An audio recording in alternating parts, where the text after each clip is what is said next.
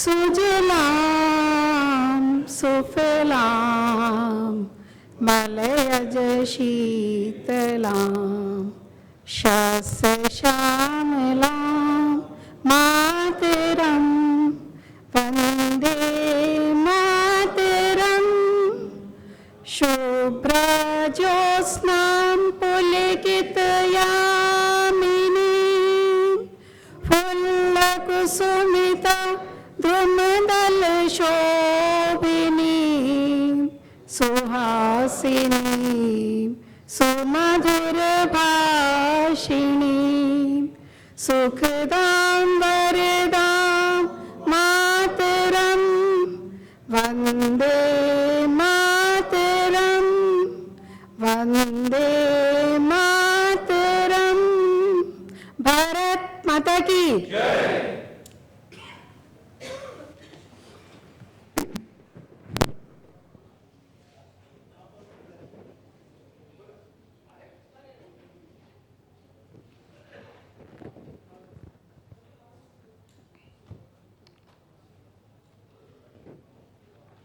अब मैं अपने भाई दिनकर जी को मंच पर बुलाना चाहूँगा। दिनकर जी जो आज का हमारा विषय है राष्ट्रवाद से रामराज्य, उस पर अपने विचार रखेंगे। दिनकर जी, आप भारतीय जनता युवा मोर्चा की राष्ट्रीय टीम में अनुराग ठाकुर जी के साथ काम कर चुके हैं और आप विभिन्न कमेटी में सदस्य हैं। आप भारत मिशन मालवीय में भी राष्ट्रीय मंत्री रहे हैं मतलब अभी, और एक युवाओं को कैसे प्रेरणा दी जाए आप उस पर भी काम करते हैं। तो मैं सर्वप्रथम दिनकर जी को आमंत्रित करूंगा। एक बार जोरदार तालियों से दिनकर जी का स्वागत करा जाए।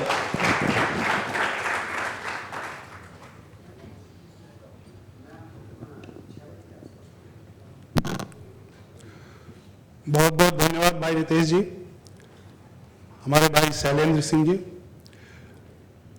मुझे अभी भी याद है जब हम लोग पहली बार हरियाणा भवन में बैठे थे और रितेश जी का एक सोच था कि हमें कुछ अलग करना है, कुछ नया करना है, और उसका जो डिस्कशन के दौरान ये समझ में आया कि एक वर्ग हमारे बीच ऐसा है जो अपने जीवनचर्या के अलावा भी भारत के राष्ट्र के बारे में सोचता है और जहां भी है वो कुछ न कुछ करने की कोशिश करता है या कोशिश करने की इच्छा रखता है। और ऐसा वर्ग निष्क्रिय भी कहीं न कहीं बैठा हुआ है, उसके मन में है, उसके दिल में है, लेकिन उसको एक उचित प्लेटफॉर्म, उचित मंच नहीं मिल पा रहा है। ये एक विषय जो सभी लोगों को समझ में आया। और दूसरा जो विषय ये था कि कई बार हम लोग राजनीतिक जीत को ही जीत मान लेते हैं और राजनीतिक हार को ही हार मान लेते हैं, चाहे वो हमारी किसी विचारधारा, किसी एक पार्टी, किसी एक राजनीतिक पार्टी से मिलती हो या न मिलती हो, या चाहे जो भी हो या करीब हो। और इस राजनीतिक हार और जीत से कई बार हम निराश भी हो जाते हैं, क्योंकि उस राजनीतिक पार्टी से हम जरूरी नहीं है कि हर समय जुड़े हुए हों। हो सकता है 5 साल में एक बार से वोट देने जाते हो या टीवी पे डिबेट देखते समय कभी खुश हो रहे हैं या कभी दुखी हो रहे हैं। तो कहने का तात्पर्य यह था कि एक ऐसा मंच हो जो राजनीतिक ना हो, सामाजिक हो, जो देश के बारे में उन लोगों को प्रदान करे मंच जो देश के बारे में सोच रहे हैं, जो समाज के बारे में सोच रहे हैं और जो कुछ न कुछ अपना योगदान देना चाहते हैं, चाहे वो छोटे स्तर पे हो और या आगे बढ़ते हुए बड़े स्तर पे भी पहुंच सके। इन सभी विषयों को लेकर उस दिन तय हुआ कि हम चलेंगे, अकेले चलेंगे। 5-10 लोग थे उस दिन, 8-9 लोग हुआ, चलेंगे और रितेश भाई के नेतृत्व में चलेंगे, शैलेंद्र भाई के साथ चलेंगे। और ये नहीं सोचेंगे कि कितने लोग आ रहे हैं, कितने लोग नहीं आ रहे हैं, क्योंकि हम लोग उन लोगों को जरूर रिप्रेजेंट करना चाहेंगे जो लोग निष्क्रिय हैं, जो लोग के अंदर इच्छा है, ऊर्जा है, और उन समूहों के निष्क्रियता को हम लोग तोड़ेंगे, उन लोगों का आह्वान करेंगे कि नहीं आप आइए। हम लोग राजनीतिक सोच से थोड़ी दूर रहते हुए, जीत हार से थोड़ी दूर रहते हुए इस राष्ट्र के बारे में सोचेंगे। राष्ट्र रहेगा तो समाज भी बचा रहेगा। हम लोगों ने देखा है भारत का इतिहास बहुत पुराना नहीं, अगर सिर्फ 75-76 वर्ष पहले जाएं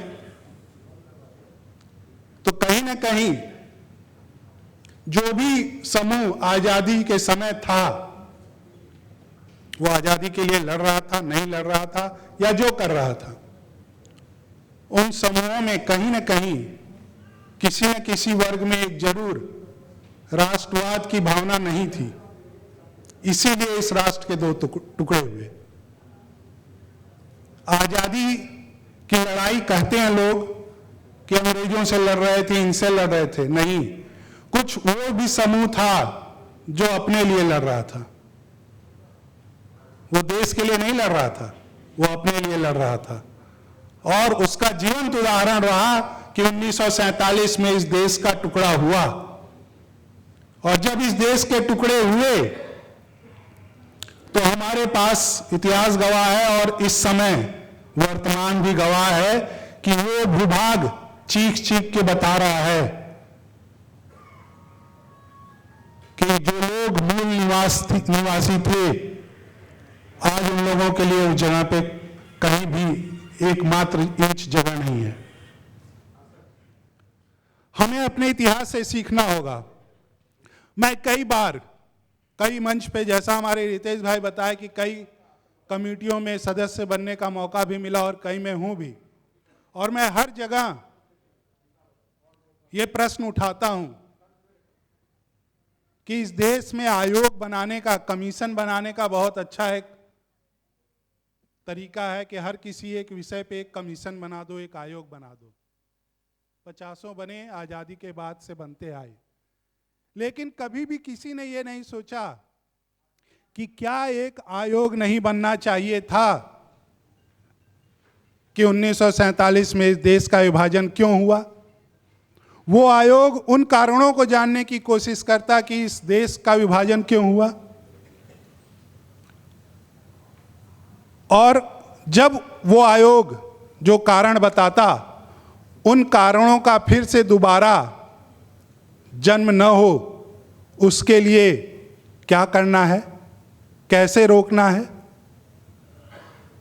क्या हम लोग इतने मदमस्त हैं, क्या हम लोग या तो मदमस्त हैं या तो मूर्ख हैं कि अपने इतिहास से सीखने की कोई इच्छा नहीं रखते। क्या कोई कह सकता है कि 1947 दोबारा नहीं होगा? कोई नहीं कह सकता, क्योंकि हमने कभी सोचा ही नहीं है। और जब उन कारणों को जानने की कोशिश कीजिएगा तो फिर मूल में कहीं ना कहीं फिर मूल में हमारा राष्ट्रवाद आएगा। राष्ट्रवाद और राष्ट्र के प्रति प्रेम अगर न रहे तो राष्ट्र नहीं रहेगा। राष्ट्र को अगर बचाना है तो ये राष्ट्रवाद जो है प्रत्येक व्यक्ति के अंदर भरना है या जगाना है। कई लोगों के अंदर है, और मैं बहुत क्लियर बोल रहा हूं, कुछ लोग सही होने के लिए कह देते हैं कि सबके अंदर है। नहीं, बहुत लोगों के अंदर नहीं है मेरे भाई, ये मानना पड़ेगा। और जिन लोगों के अंदर है, अगर वो सोया है तो उसे जगाना पड़ेगा। और यही कार्य राष्ट्रवाद की ये टीम करेगी। हम लोग उन मुद्दों पे बात करते रहेंगे, उन विषयों पे बात करेंगे, उन विषयों पे विमर्श करेंगे, और ज़रूरत पड़ी तो संविधान के दायरे में अगर कानूनी सलाह, कानूनी कार्य भी अगर करना है, कोई पिटीशन देना है, उन सब मुद्दों को हम लोग उठाते रहेंगे। और उन मुद्दों से जितने लोग जुड़ना चाहेंगे ये संख्या बढ़ेगी। कोई भी अगर किसी के मन में अगर दुविधा होगी तो ये राष्ट्रवाद की टीम उस दुविधा को भी दूर करने की कोशिश करेगी। मैंने आप लोगों को अभी बताया राष्ट्रवाद क्यों हम लोगों ने सोचा, क्यों रितेश भाई, शैलेंद्र भाई, हम सभी लोग बैठ के, गुप्ता जी उस दिन और भी कई मित्र, सभी लोगों ने सोचा कि राष्ट्रवाद जरूरत क्यों है। लेकिन राष्ट्रवाद के आगे क्या? आज का कार्यक्रम आप देखिए, भारत फर्स्ट तो लिखा है, बहुत क्लियर है। राष्ट्रवाद का अर्थ हमारे लिए राष्ट्र भारत ही है, इसलिए कोई दुविधा न हो तो भारत फर्स्ट, भारत प्रथम। और उसके बाद विषय है राष्ट्रवाद से रामराज्य। रामराज्य की परिकल्पना बहुत लोग करते हैं, बहुत लोग कहते हैं, गांधी जी भी कहते थे। लेकिन कौन से रामराज्य? क्या हम सभी लोगों ने, किसी ने भगवान श्री राम के समय, राज्य के समय रह के देखा है? होंगे, क्योंकि हम लोग उस धर्म से आते हैं जहाँ पे हर बार जन्म लेने की बात होती है, परंतु याददाश्त तो नहीं होगा, याद नहीं होगा। इसलिए एक बार फिर से कोशिश करते हैं कि हम किस रामराज्य की बात कर रहे हैं। ठीक, रामराज्य हम उसकी बात कर रहे हैं जहां पे प्रत्येक व्यक्ति बराबर हो, प्रत्येक व्यक्ति को कोई भी अपॉर्चुनिटी जिसको हम बोलते हैं वो सबको मिले, सभी प्रकार से मिले, एवं जिसकी जितनी क्षमता हो उसकी उतनी क्षमता के अनुसार मिले, और उससे ज़्यादा राज्य भी चिंता करे। जब राज्य प्रजा की चिंता करने लगता है तभी रामराज्य होगा, क्योंकि राम, भगवान श्री राम राज्य के अधिपति होने के कारण वो प्रजा की चिंता कर रहे थे। तो जब राज्य प्रत्येक व्यक्ति की चिंता करेगा तभी रामराज्य होगा। जब प्रत्येक व्यक्ति में सद्भावना होगी, आपस में प्रेम होगा, एक दूसरे की चिंता करेंगे, हम अपने पड़ोसी की चिंता करेंगे, अपने मित्रों की चिंता करेंगे, तभी रामराज्य होगा। और ये सब सिर्फ एक चीज़ से हो सकता है, वो है राष्ट्रवाद। जब हमें, हमारे अंदर राष्ट्र के प्रति प्रेम होगा, मैं आपको इस राष्ट्र का अंग मानूंगा, आप मुझे इस राष्ट्र का अंग मानेंगे, तो राष्ट्र तो दिखता नहीं है ना। भारत कोई ऐसी मूर्ति तो बना नहीं सकते जबरदस्ती, या कोई राष्ट्र व्यक्ति नहीं है, राष्ट्र हम ही आपसे है। तो राष्ट्र के प्रति जो प्रेम है वो हमें आपस में दिखाना होगा, आपस में एक दूसरे की चिंतन करनी होगी। और इस पे बोलने को तो काफ़ी बोला जा सकता है, काफ़ी लोग आज मंच पे रहेंगे जो इस विषय पे अपनी बात रखेंगे, हम उनके लिए सुनने को आए हैं। बहुत बहुत धन्यवाद रितेश जी, बहुत बहुत धन्यवाद। भारत माता की वंदे। अब हमारी बड़ी बहन कविता जी को मैं मंच पे बुलाऊंगा। कविता जी, आपका जरूरी है, आ जाओ आप। कविता जी, आप उत्तर प्रदेश में मंत्री रही हैं, और आप, डॉक्टर साहब आप मंच पे ही आ जाओ।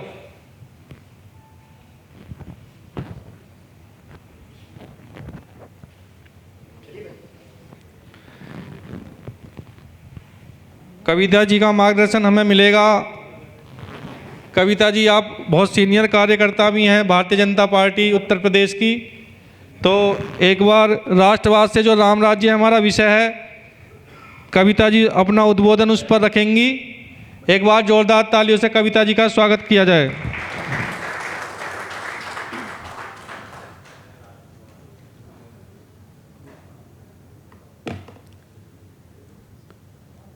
यहाँ उपस्थित सम्मानित मंच, मेरे राष्ट्रवाद के सभी, मेरा गला बहुत ख़राब है, मैं बहुत ज़्यादा समय नहीं लूँगी आप लोग का। सभी मेरे सम्मानित भाई बंधु, मेरी बहनें, आज राष्ट्रवाद की इस टीम का पहली बार जो एक छोटा सा कार्यक्रम हमने रखा है और इस उम्मीद के साथ रखा है कि हम लोग सब इकट्ठे होके, जो हमारे शैलेन जी ने, रितेश भाई ने और यहाँ जो हमारी टीम बैठी हुई है, जो एक शुरुआत की है, एक ऐसे मंच की शुरुआत जो मन में तो सबके रहा होगा। अभी जैसे मेरे भाई कह रहे थे कि सबके मन में नहीं होता, मन में था, पर शायद हिम्मत नहीं कर पा रहे थे। और आज आप लोगों को देख के जो हिम्मत हम लोगों को मिली है, उसके लिए मैं बहुत बहुत आप लोगों को साधुवाद देती हूँ। अभी मैं डॉक्टर शैलेन जी से मैंने कहा था कि ये विचार आपके मन में कैसे आया। उन्होंने इसके विषय में बड़ी अच्छी चर्चा की, बहुत सारी बातें उन्होंने हम बताई। एक भाई अभी एक मैकाले की एजुकेशन सिस्टम की बात कर रहे थे। मैं आजकल लोगों के बीच में जब जाती हूँ तो मैं सारे युवा साथियों से यही कहती हूँ कि आप जो पढ़ाई कर रहे हैं, यहाँ यूनिवर्सिटी और कॉलेज के लोग भी होंगे शायद, पर पता नहीं क्यों मुझे लगता है कि आज की तारीख में हिंदुस्तान में यूनिवर्सिटी नहीं खुल रही, बल्कि वो दुकानें खुल रही हैं जिनमें सिर्फ बिजनेस होता है। अभी भाई ने कहा था कि एक इंजीनियर को अगर कहा जाए कि वो साइकिल की चेन को जोड़ के दिखा दे, तो मुझे नहीं लगता कि बड़े से बड़ा इंजीनियर भी उस साइकिल की चेन को जोड़ पाएगा।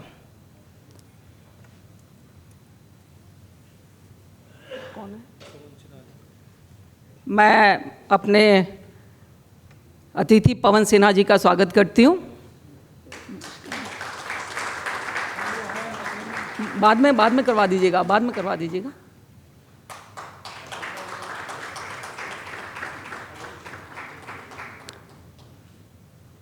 क्योंकि मैं एक छोटा सा उदाहरण देना चाहती हूँ। मुझे नहीं मालूम आप मेरी बात को कितना समझ पाएंगे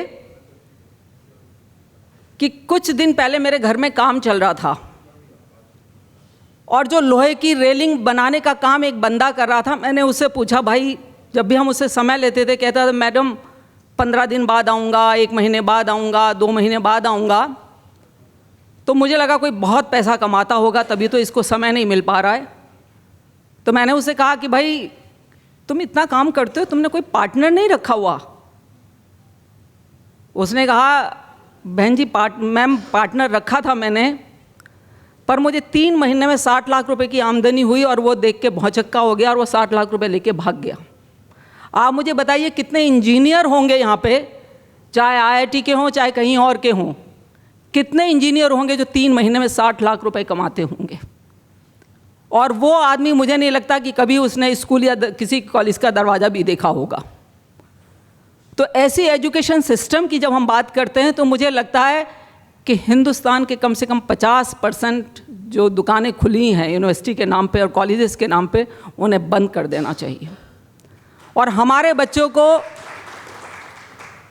जो शिक्षा, मुझे यूरोप में रहने का मौका मिला, इंग्लैंड में रहने का मौका मिला एक बार, क्योंकि कॉमनवेल्थ कंट्री का होने के नाते हम हिंदुस्तानियों को वहाँ पे वोट डालने का अधिकार है। टोनी ब्लेयर का इलेक्शन था और वहाँ का जो लोकल MP जो चुनाव के लिए खड़ा हुआ था वो हमारे घर आया वोट मांगने के लिए। तो मैंने उससे कहा कि we are not satisfied with your education, because हमारे जो बच्चे हैं जब हिंदुस्तान में पढ़ रहे थे तो बहुत अच्छा कर रहे थे। हम बॉम्बे में थे, हमारे बच्चे बहुत अच्छा कर रहे थे, लेकिन यहाँ ना तो उनको होमवर्क मिलता है और ना उनको कोई लगता है कि उन्होंने कुछ पढ़ाई की है स्कूल में या घर पे क्या पढ़ते होंगे वो। तो उसने एक बहुत ही अच्छा जवाब दिया जो मुझे इतना सटीक लगा। उसने कहा, हम नहीं चाहते कि हमारे देश का हर आदमी डॉक्टर और इंजीनियर बने। अगर हमारे देश का हर आदमी डॉक्टर और इंजीनियर बन गया तो हमारी नालियाँ कौन साफ़ करेगा, हमारे प्लम्बर का काम कौन करेगा? तो वहाँ की हम लोग इंग्लैंड, कैम्ब्रिज और ऑक्सफोर्ड में पढ़ने के लिए अपने बच्चों को भेजते हैं और हर आदमी का, हिंदुस्तान के एक बच्चे का एक सपना होता है कि ऑक्सफोर्ड और कैम्ब्रिज में पढ़े, इंपीरियल कॉलेज में उसकी एजुकेशन हो। पर वहाँ आज भी more than 70% people are outsider. European लोग वहाँ पे बहुत ज़्यादा पढ़ने के शौकीन नहीं हैं। High school is enough for any competition. और वो ये कहते हैं कि जिन्हें पढ़ना होगा वो अपनी मेहनत से पढ़ेंगे। हमारे माँ बाप, मैंने कई लोगों को देखा है, क्योंकि पिछले 10-20 सालों से मैं सार्वजनिक जीवन में हूँ, तो मेरे पास ऐसे बहुत से लोग आते हैं जो अपने बच्चों की एजुकेशन के लिए चर्चा करते हैं, पढ़ाई की बात करते हैं। और मैंने कितनों को अपनी ज़मीन बेचते हुए देखा है। वही वहाँ पे जब बच्चे पढ़ते हैं तो वो स्टूडेंट लोन लेते हैं। हमारे 24 साल के बच्चे को जब हम कहते हैं कि बेटा कुछ काम करो, नौकरी करो, तो कहेंगे लाओ 10 लाख रुपए रिश्वत। ये मैंने खुद अपने कानों से सुना है, मैं किसी की कही हुई बात नहीं कह रही हूँ, कि लाइए 10 लाख रुपए रिश्वत, सिपाही की भर्ती में 10 लाख रुपए लग रहे हैं। तो आप बताइए कि उस बेटे को अगर उसे ना पढ़ाया होता तो शायद वो 2 घंटे अपने बाप के साथ खेती करता या दुकान पे बैठता। पर पढ़ा के हमने उसको इतना बेकार कर दिया कि वो ना वो दुकान का रहा, ना वो नौकरी का रहा। और मैं, क्योंकि हम यहाँ जुड़े हुए हैं और राष्ट्रवाद की बात हो रही है, ये वाकई बड़ी, क्योंकि मैं देखती हूँ कि हर समाज के लोगों ने अपने अपने एक बुद्धिजीवी वर्ग का एक संगठन बनाया हुआ है, और उस संगठन में वो देश की सारी समस्याओं को और ख़ास तौर से अपने समाज की समस्याओं की बात करते हैं। वहाँ से उनके विचार उत्पन्न होते हैं और उन्होंने पूरी तैयारी भी की हुई है। वो तैयारी भी करते हैं और काम भी करते हैं अपने देश समाज के लिए। ये एक ऐसा आप लोगों ने, जो हम लोगों ने, हमारे रितोष जी ने और इन्होंने जो मंच बनाया है, वाकई हम लोगों को यहाँ इतने बड़े बुद्धिजीवी, मैं कई लोगों को देख रही थी कि एडवोकेट हैं, हाई कोर्ट में, सुप्रीम कोर्ट में एडवोकेट हैं, बड़े बिजनेसमैन हैं, वो देश के और समाज के लिए कुछ करना चाहते हैं, लेकिन वाकई उनको एक अच्छा मंच नहीं मिल पा रहा है।